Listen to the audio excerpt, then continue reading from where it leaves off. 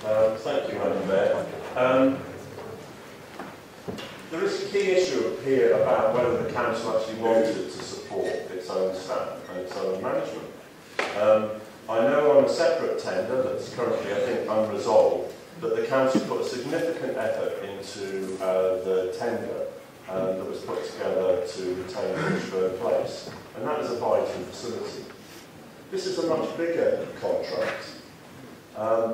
Effectively, if you're going to completely go out to open tender, particularly in a market that we're in, with construction companies scrabbling around for contracts, you actually have to put right some things about the way you manage your existing operation. You have to actually streamline and look hard at it. From what we've seen of the process, there hasn't been any effort to do that. We believe, and the evidence is, the best piece of evidence is actually the letter from the head of the council's own building services department. He wrote to all councillors on the 17th, well, he wrote to Liberal Democrat councillors, but we found out about the letter and we now have a copy of it. He wrote to councillors basically saying, in between the lines, saying, I think we've been let down. The council hasn't really helped us prepare a proper bid. In fact, the information that we had was that the council bid wasn't even shortlisted. Now, if you compare the effort that was put in to supporting that tender with the effort, for instance, that's been put into Richburn Place, you see a vast difference. So I certainly want to hear from Councillor Smart exactly what was done to prepare a proper tender. It's not right for her to put into the wording of her motion that the Audit Commission advised the council. Since when did this council follow diktats from central government? It makes its own decisions and it had that freedom of decision. City services is at major risk. It's clear and right that we should be one council, but who's actually fighting city services corner at the moment in this council?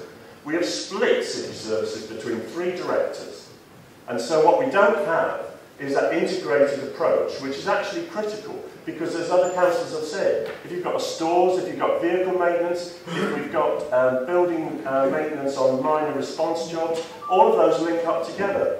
So there's every evidence that, just as was said, as a reason for tendering this as one tender, that we cannot afford 2 operating bases. Who's paying for the operating base now, Councillor Smart, of property maintenance? Basically, it's having to produce response maintenance on virtually no support.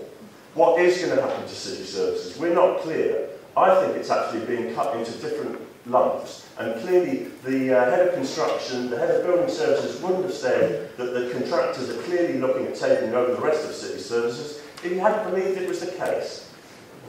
Terms and conditions. Why is it cheaper for private contractors? It's cheaper for private contractors because they cut the benefits from day one. They don't want to keep some of the city services staff because they know they can take new people on different terms and conditions.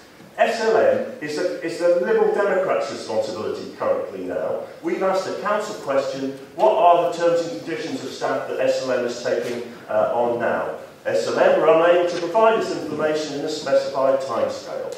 That is since being given the question nearly a week ago, last Friday. We know that SLM are taking on building maintenance managers and they're not paying a pension.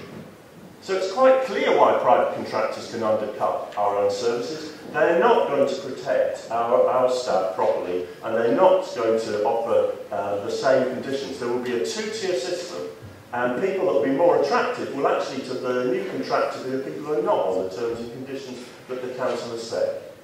So the tenants, and we've got a letter from the tenant representatives as well, it's quite clear that the tenant representatives want things to stay. We've asked for a review. We've asked for, in our motion, which you're now seeking to basically shaft in the way, in some ways that you've shafted this particular part of the council's delivery, we're asking for you to consult the tenants. If you're so clear that this is good, ask the tenants. You haven't asked the staff, but ask the tenants.